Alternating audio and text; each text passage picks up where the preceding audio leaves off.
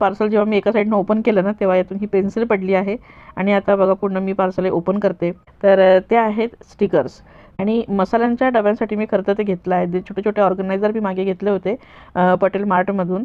तर त्यांना मला हे स्टिकर्स लावायचे होते. तर बघू शकतात भरपूर असे स्टिकर्स आले आहेत. सारे स्टिकर्स आहेत, अगदी सारे घर के म्हणजे बदल डालेंगे असं आहे. तर सगळ्या म्हणजे डब्यांना भरण्यांना पुरेल एवढे आहेत. आणि एखादं जर खराब झालं किंवा एखाद्या बरणीमध्ये आपण दुसरी वस्तू भरली तर पहिलं स्टिकर काढून दुसरं लावू शकतो. आणि ही पेन्सिल आहे त्यासोबत. तर हिला टोक नव्हतं, हिला मी आता टोक करून घेईल आणि याने आपल्याला ते लिहायचं आहे की कुठली वस्तू आपण ठेवणार आहात.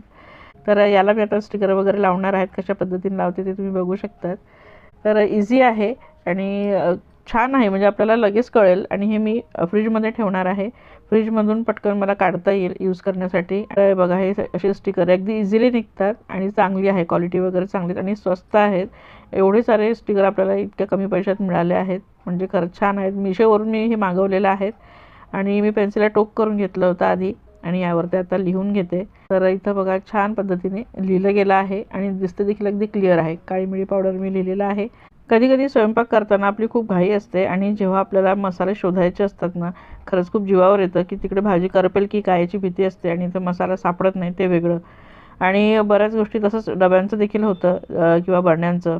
घरची मंडळी जेव्हा स्वयंपाक करतात तेव्हा फोनवर विचारतात, तुरीची डाळ कुठे आहे, मसूर डाळ कुठे आहे किंवा मूग डाळ कुठे आहे, कोणती आहे, छोटी आहे का मोठी आहे, जाड आहे का बारीक आहे. तर आता हे प्रश्न येणार नाही.